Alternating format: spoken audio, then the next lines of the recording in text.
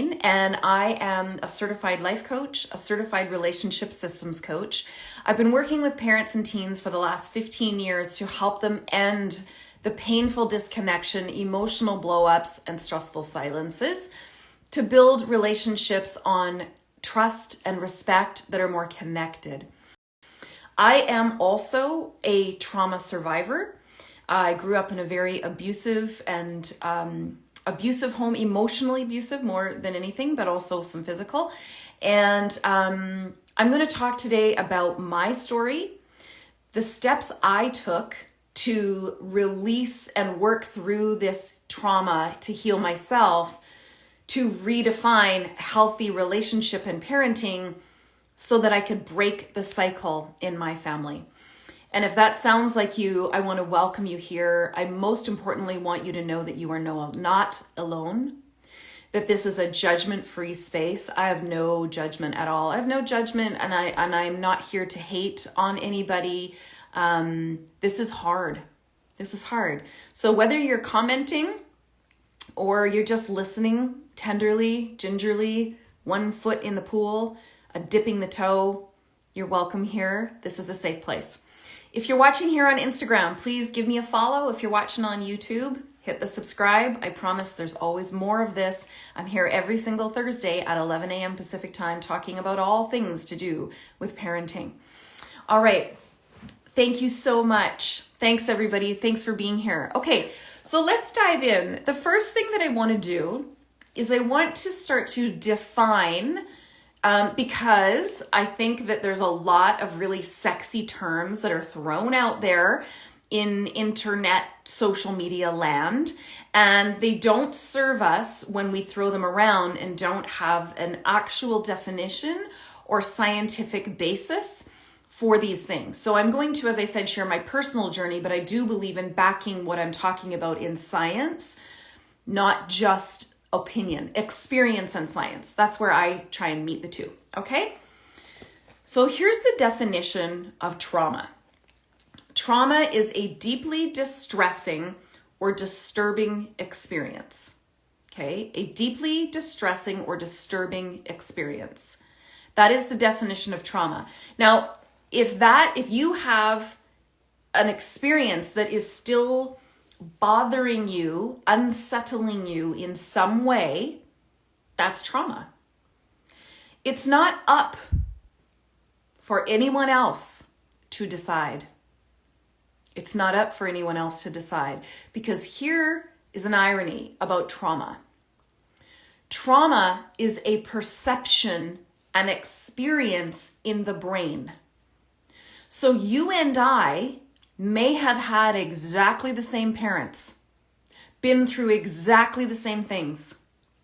And what I experienced on a regular basis was traumatic to me and my experience, and it was not traumatic to you. Does that mean that what happened did or did not happen? Does it matter? I understand that this is a very touchy topic in families because it ruffles a lot of feathers about some very personal sacrifices that parents have made to raise children, to then be faced with perhaps that the way they raised them did not work at all or was traumatic for their children. That is very hard to hear. That is very hard to hear.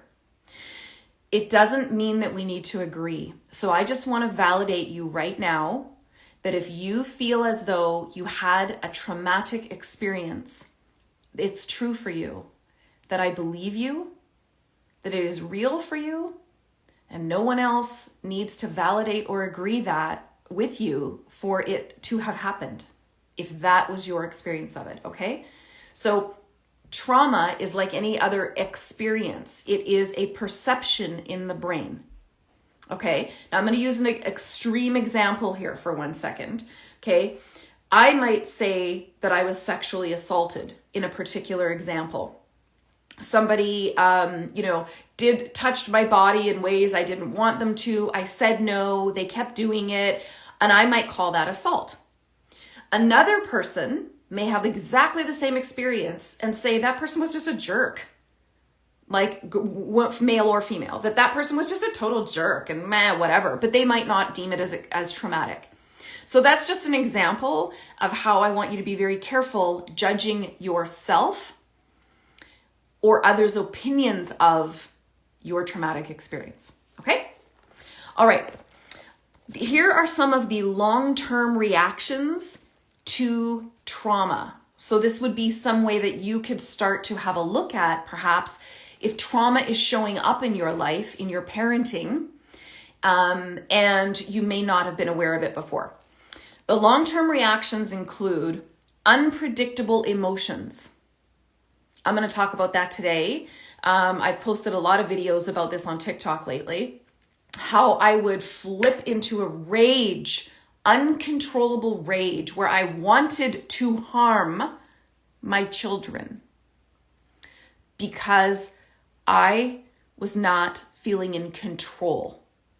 They were not being the way I needed them to be to feel in control because I felt unsafe. So unpredictable emotions like anger, fear, that is a sign of trauma.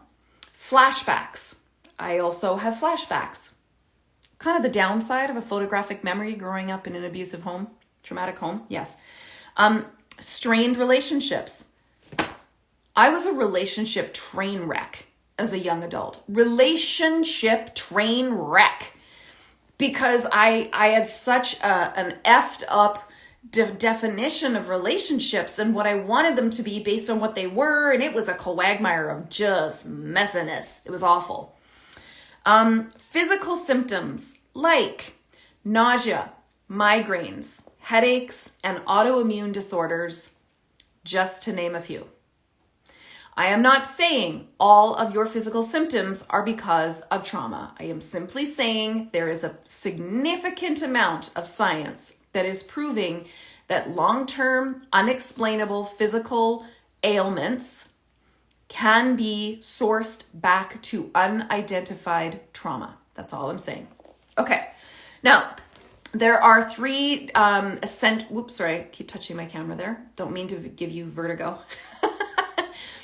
There are three essential types of trauma.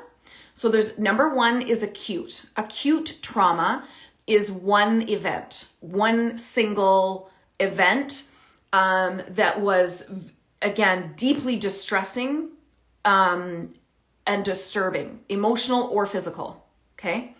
There is chronic trauma, which is when there was a repeated or prolonged abuse, such as domestic violence, family abuse, repeated and prolonged. That was my experience. Mine was about 20 years. That's hard to even say. 20 years. Then there's complex trauma, which, although I've not been diagnosed with this, I believe is somewhat because my version was very emotional, like hurtful, derogatory, personal cuts, like constantly, every day, all the time, but also physical violence. So complex trauma is varied. I'm just looking at my notes, by the way, is varied multiple events of invasive interpersonal nature. So that's interpersonal can be, again, physical, someone breaking a physical boundary into your physical space, violating your personal private body. It can be someone very close to you, which is why, again, parenting is so fraught with landmines about this, because you would be considered interpersonal if you're a primary caregiver, someone closest to a child, and you are being verbally or emotionally abusive to someone. That would be interpersonal. Okay? Invasive interpersonal nature. So that is complex trauma. I believe I have versions of chronic and complex, just based on what I deal with on a daily basis in my own brain, which it's a circus, and I'm going to tell you a little bit about it today. Judgment-free space, right?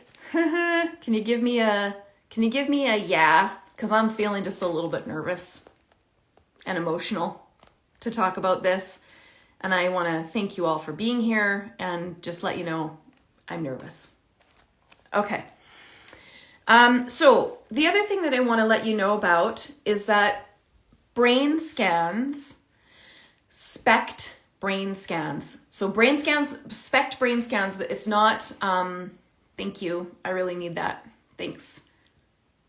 Oh, yes, you have me. Thank you so much. You guys are amazing. Again, if you're on Instagram, hit follow. If you're on YouTube, hit a subscribe. So brain scans, using SPECT brain scans, they are a nuclear medicine type of brain scan, not like an MRI, okay? Brain scans show, this is not new, by the way. This is like 15, 20 years, that a physical trauma to the brain, such as a concussion of some sort, like sporting event, in my era, like falling out of the back of a truck, because that was cool. We used to ride in the back of a truck without seatbelts or anything. So some kind of physical blunt trauma to the brain, mostly a concussive event, can create a brain injury, and or that's considered trauma, okay? Emotional or verbal abuse, emotional or verbal trauma shows up identically in the brain as physical abuse. I need you to hear that. Emotional and verbal abuse shows up identically in the brain as physical abuse. It shows up particularly in females, particularly in the female brain, because this is a generalization. Most females are quite emotionally centered and so sensitive to emotional trauma that it shows up like a giant bruise in the brain. And that is, it can be seen. It's not deniable. It is medically, scientifically visual. It's right there. That is how trauma shows in the brain. There are also studies that show for empathic people who are very emotionally centered in their, now let me be careful, okay? Emotionally centered, this isn't a judgment of like bad, good, right, wrong, better, worse, blah. I don't play in that. Is it like we're walking with a brain injury? A little bit, yes, a little bit. Although a concussive brain injury is different than an emotional trauma, but it does need to be managed. It needs to be managed. They might be managed differently, but it still needs to be managed, because when you're flying into fits of rage or uncontrollable anger or flying off those kinds of triggers, that happens in a physical brain injury the same way it happens in an emotional trauma. So you end up getting the same response, even though the healing may be different. Okay. So I hope that answered your question for sure. Hey, Marta. Okay. So sorry, I lost my train of thought. And I shouldn't have done that. Where I was going. Yep. I lost my train of thought on that one. Something about the emotional brain. Trauma. Oh yes, this is where I was going. So empathic people who are just more emotionally centered. There are also scientific studies showing that if I were to come and physically like punch you in the arm or just physically hurt you in some way, okay, your brain receptors signal pain. Your pain receptors go off in your brain. Ding, ding, ding, ding. You know, you've been hurt or you've been punched or something. Pain receptors, okay? So science is now showing that if I use very hurtful, in your opinion, not necessarily mine, your opinion, if I use very hurtful language, words toward you, personal cuts of an what does it say? Interpersonal nature, invasive and interpersonal nature, your same brain pain receptors go off as if I had physically hurt you. Like emotions are real. They are the same, can be the same pain receptors going off in the brain for an emotional pain, interpersonal invasive, as it is a physical pain. Same. Right? it's crazy talk. And so now we have this science that's building, and we go for parents specifically, because it's very, very hard for parents to hear that what they really felt was their best didn't work in some ways. Like it's a very hard conversation to have. That physical pain can create, this is why trauma, that we need to start talking about trauma in reality, not just labeling everything trauma willy-nilly, because trauma is not an excuse for not dealing with it. Like, okay, I'm going to get into that. Keep going, Allie. Stick with the notes. Okay. All right. So this is my next point. Healing and breaking free of generational trauma, or trauma of any kind, okay? It starts with you. Now, I really, really struggled with this a lot. Like, I don't know, just 20 years, not a big deal. Like in my healing, my abuse was 20 years. My healing has been 25. And I'm going to tell you, I struggled with this one point. Here it is. I hope you're listening. This is it. If you get this one thing, here you go. Healing from generational abuse and trauma of any kind starts with you, not the abuser. It starts with you, not the abuser.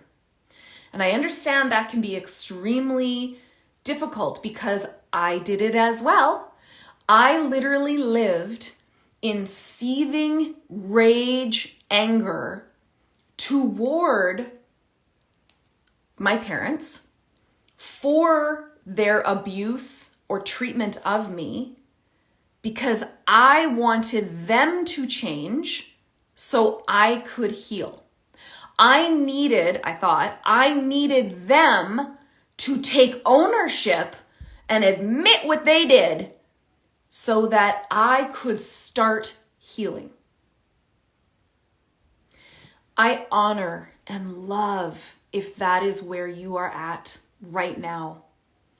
I honor and love you, and it is a hard, hard place to be, because you are now held hostage to waiting for someone else to take ownership of something they may have blocked out, to admit to things they may never want to or will, before you can give yourself the healing that is available and you deserve. And that will hold you hostage. You are worth more than that. You see, this isn't about healing. Does not need to wait for anyone else to change or do anything else. You're here. It starts with you. Okay? I did think that. I did believe that. I lived in seething, uncontrolled, almost like ragey anger for probably more like 15 years toward my parents, because I thought they needed to admit and take responsibility for what they did, for how they treated me, or I couldn't heal. Nothing was going to change. And that was really sad. I find that really sad now. It wasn't that someone didn't try and tell me. It wasn't that people didn't try and be like, "Ooh, well, you're like a little angry," like, "Woo," But I just couldn't hear it. I couldn't hear it. I was too hurt. And when our brains feel really hurt, like vulnerable, raw, it is a natural reaction for us to go on the defense, or like be defensive and go on the offense and want to take it out on someone else. P.S. That's what our teenagers do. Yeah.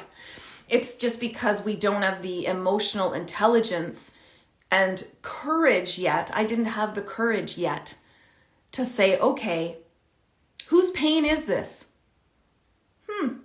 Who is living with this every day? And see that all the fingers were pointing back at me, and say, okay, this is my experience. This is my emotions. This is my issue. I'm going to start taking responsibility for this, and I'm going to start changing, even if nobody else does, because I'm worth it. I'm worth it. I am worth fiercely pursuing freedom from all of this crap. Okay? So here is what I did. It started slowly. So here's just a little snippet, okay? When I say emotional abuse, I want to say this. My parents are not evil, terrible people.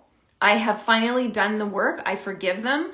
They were never shown love, literally ever. They were never shown love. They came from emotional abandonment or significant abuse themselves. So they showed me what they got, and they did better than what they got. And I'm very aware of that. It doesn't make it okay, and it did not make it right. I'm not condoning what they did. I can acknowledge and see that they also never, how does someone show you love when they were never shown love themselves? Like, you know?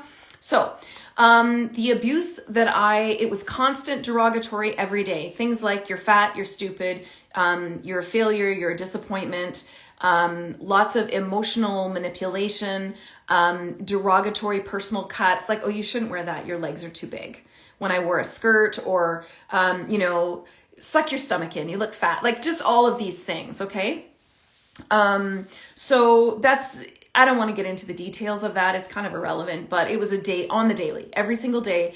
There was not one single affirmative comment toward me, including saying the words, I love you. I love you was never said. It was only negative, for 26 years of my life. Never, I'm proud of you, never, nothing. I was a straight A student, award-winning athlete, nothing. It was never good enough. I was never good enough. And so I started diet pills at 12. I had an eating disorder for 14 years, aiming for perfection. So I struggle with perfectionism. I started drinking at 13, just to escape all of the messages. At 15, I started skipping school.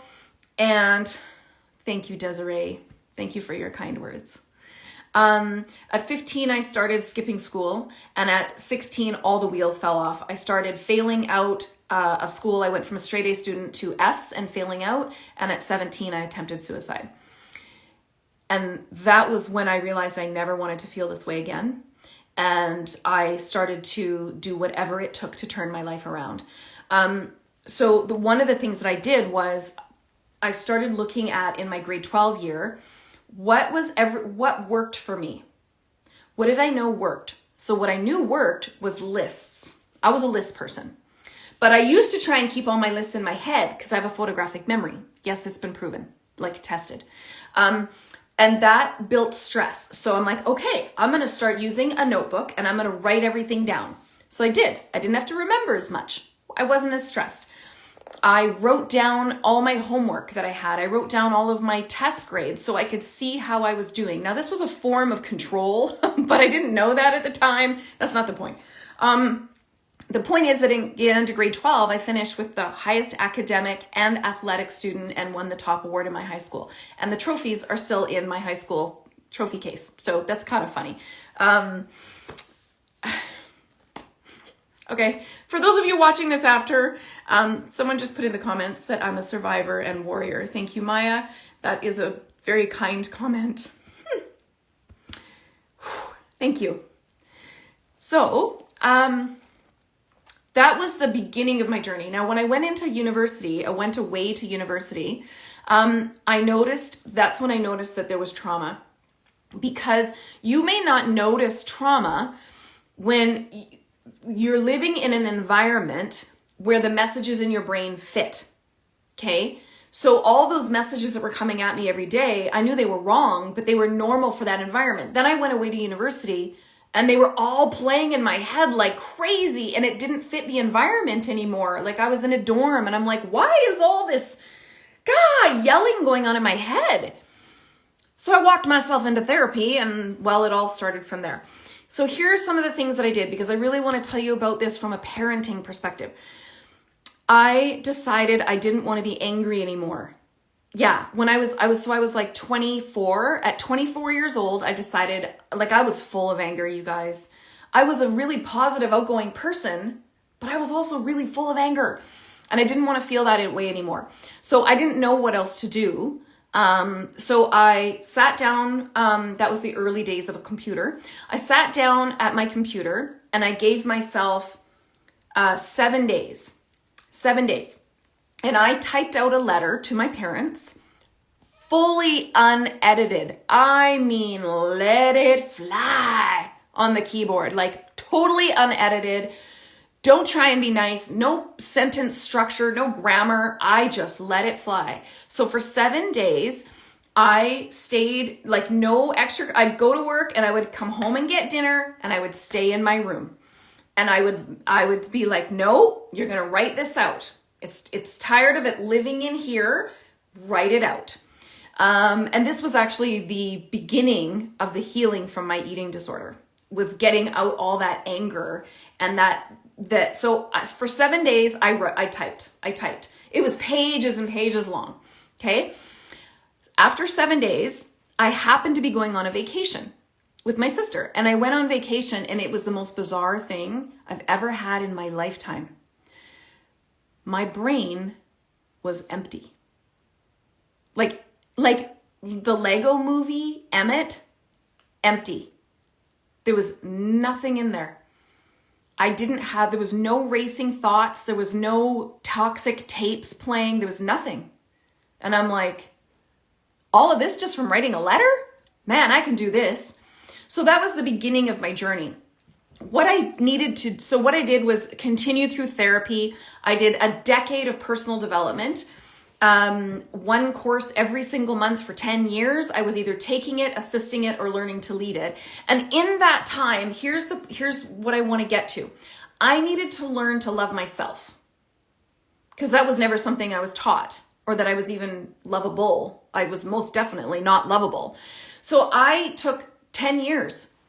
Because again, I think my trauma was chronic. It went on for years and years and years. So it was a lot to overcome. And I needed to, like, personality styles, love languages, my communication, I needed proof that I was okay. That even though I was very different from my family, which was the source of a lot of the trauma, was different, was wrong and bad. And for them, it was scary. Different was very scary. It would open them up to judgment because I was different. And they're all more introverted. I am an extreme extrovert. I was messy, chaotic, loud, embarrassing, all the things. So I sunk into 10 years of anything where I felt validated, loved, like maybe I was okay. Yeah, I had to work on some things on myself and have a look at what were my stories about myself. What was my story about love, about how, like, my worth in the world, about, like, all the things. So that's what I did for 10 years. I don't want it to take you 10 years. I'm here to shorten your journey. But it is about loving myself. Then, all good, right? No. Then I got married, and to someone I'd known for 10 years. So I went through a lot of this with him as my friend. I got married and I had kids.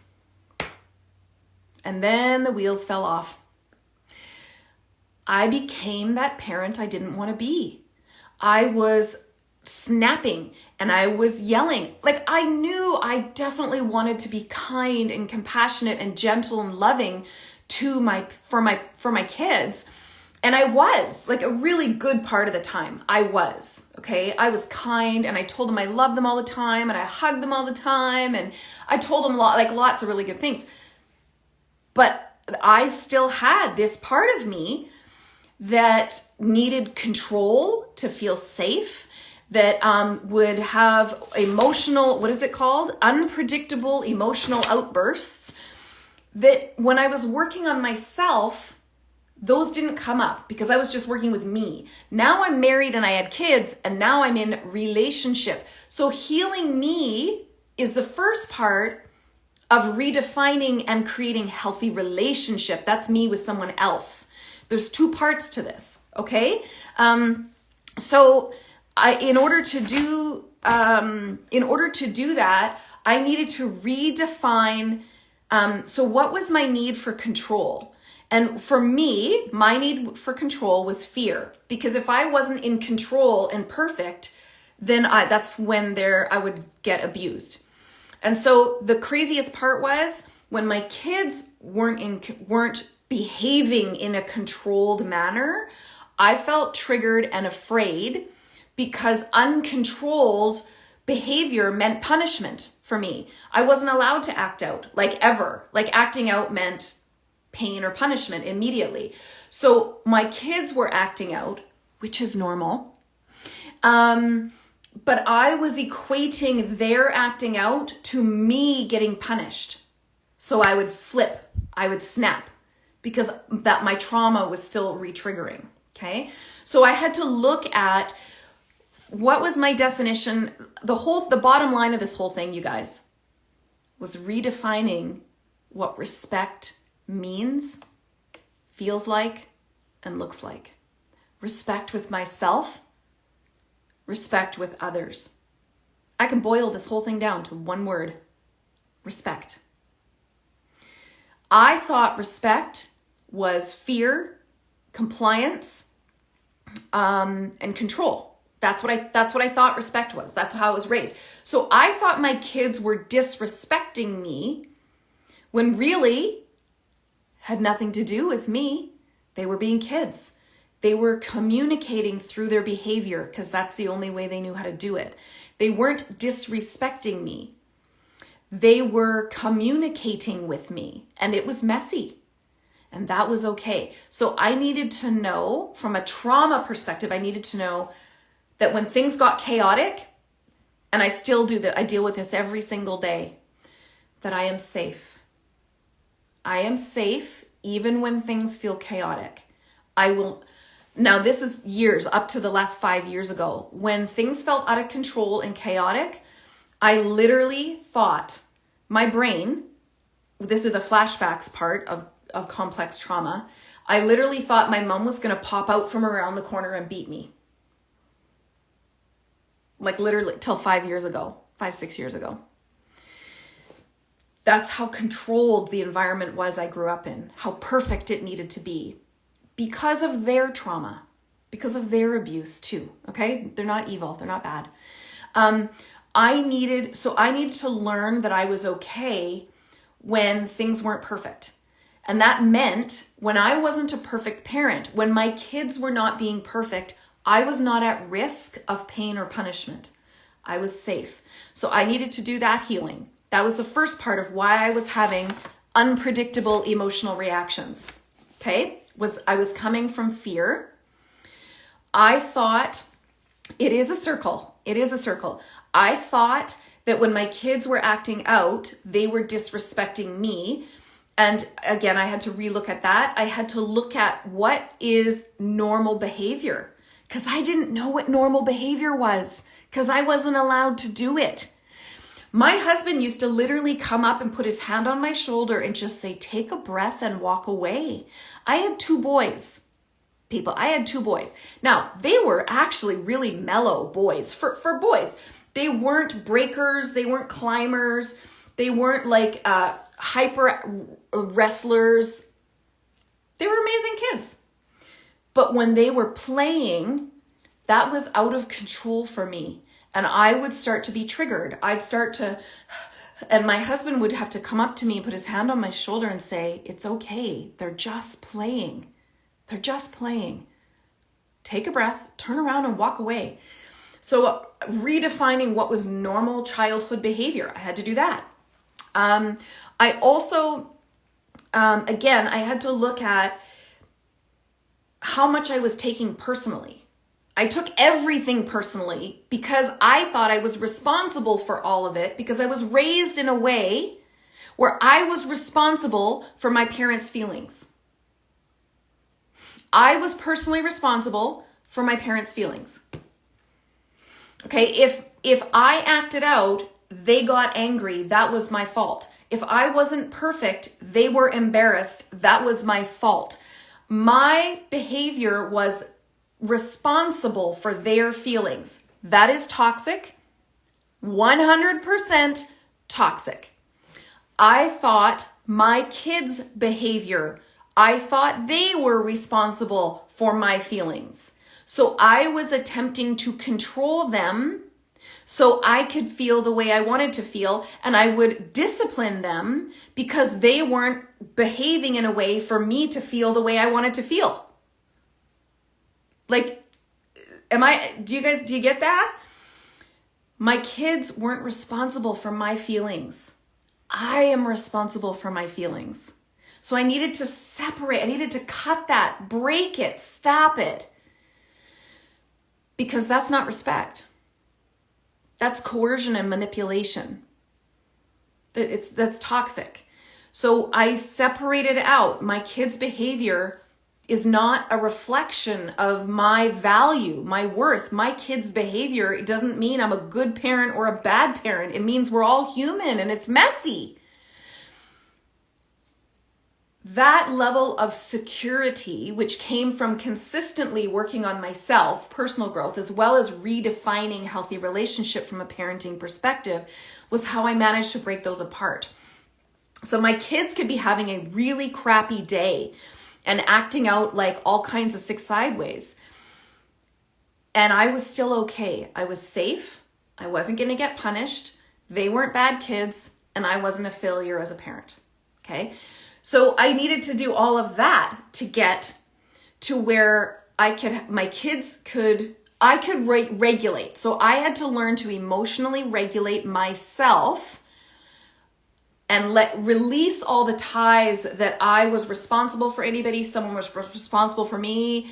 That's codependence, by the way. Codependence, when I am responsible for someone else's feelings and they are responsible for mine. That's codependence. So then that's a whole other layer, is breaking off layers of codependence, which comes from versions of trauma. Codependent No More. I strongly recommend looking at Codependent No More as a book. There's Codependent No More as a website. I think Codependence for Dummies, actually. Darlene Lancer, she's one of like the founders of Codependence. So all this to say, this is how you break the chains of asking yourself, what is this about? What is the story that I currently have about what's going on right now? Is that story true? What is another way of looking at this that might be true?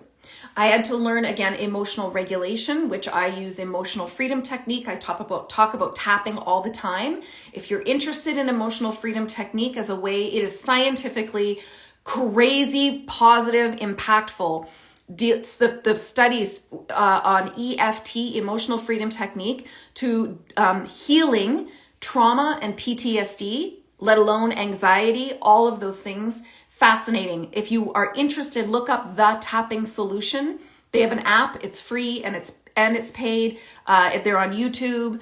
The Tapping Solution. Look it up. Please start using it. You don't have to know how to do it. There's videos, scripts. Simon Says, you just follow along. The science is crazy. I deal with that on a daily basis because of complex and trauma, constantly chronic trauma. My brain feeling unsafe all the time, that if I don't get something right, I'm going to get punished or beaten immediately. So that's a daily thing for me. Here's the thing I want to say. This has taken me 25 years or more, 25 years or more. I want to shorten that journey for you. That's why I do this. And I'm grateful you're here. I am running a program starting January 24th. It's called the Empowered Parent Mastermind. In that program, I am going to help you to redefine healthy relationship dynamics in 8 different weeks, covering 8 different modules of the biggest disconnect pain points between parents and teens. Is it going to be 25 years of personal therapy? No. Is it going to help you to redefine what healthy relationship is? 100% yes. Why? Because I wrote this 8-week mastermind based on everything I wish my parents knew, everything I learned through all my healing and trauma therapy, coach training and certification, and raising 2 sons. That's what's in my 8-week program, the Empowered Parent Mastermind. It starts January 24th, but it is on the early bird pricing right now, only until midnight Pacific time on the 16th. That's Sunday night. It's a $300 savings. I've broken it down into 6 payments that is less than a great counselor or therapist. Monthly payments, okay? Way less. And I promise you're going to get more. You want to know why? Because I've put everything that I went through in it, and I 100% guarantee it. 100%, no questions asked, no forms to fill out, no excuses, no justifiers, money back guarantee, 100%. So there's no risk, 0. You say on day 2, I hate this is stupid, great. I love you, compassionately, respectfully, peace out, here's your money back. No questions asked. This is about redefining what we know as healthy parenting. And you are not a less than parent if you're questioning that. You're an amazing, caring, courageous parent for questioning that. Because this isn't against our parents either. They weren't taught. How would they know? So how would we know, right? Let's just consider this a do-over, a shift, maybe a 10-degree shift, a 15-degree shift to otherwise, I know you're a good parent. I know you're a good parent. This is that extra 15% where you're like, God, why does that keep showing up? These negative patterns, these emotional outbursts, I don't know why I keep doing that. I said I would never do what my parents did, but I keep doing it and I don't know how to stop. My teenager is smoking weed, vaping, they're skipping school, they're failing out. I've tried all the consequences, the punishment. This is the course for you. This is the one for you. I know the teenage years are really hard. I've tried disciplining my teenagers sneaking out. They're dating all the wrong people. They're being promiscuous, blah, blah, all the things. I did all those things. I did them all. This is the course for you. You can hit the link in my bio if you're here on Instagram. If you want, just go to my website, alipayne.com, and there's a banner right at the top. Hit that. It's 8 weeks, all online modules that drip out 1 week at a time. Every week you have a live Q&A with me over Zoom. Not like this, over Zoom, okay? As a cohort, we have a weekly live Q&A. You can ask me about the modules. You can ask me any damn thing you want, okay? It's live coaching. And for 12 weeks, you get access to my private parenting community. So on the daily, we can be in conversation in a safe, supportive, and encouraging environment. I want this for you. And you don't have to do this alone. You don't have to sit and wonder anymore how to get there. Because your relationship with your teenager is more impactful than what you might think. And I want it to be the best experience for your teen, and I want it to be the best experience for you. So hit the link in my bio, the Empowered Parent Mastermind. The link is there. It starts January 24th. But the early bird savings is only available until midnight on the 16th. If you're on YouTube, I'm going to put the link below this. Make sure that you check that out and get your spot. It is a small, personalized class so that everybody gets exactly what you came for. And I thank you so much for being here and for listening today. Breaking free of generational trauma to redefine what healthy parenting looks like is 100% possible. I promise it and I guarantee it. Thanks for joining me, everybody. I will see you next Thursday at 11 a.m. Pacific here on Instagram, and this will also be posted over on my YouTube account, Ali Payne. We'll talk to you soon. Bye.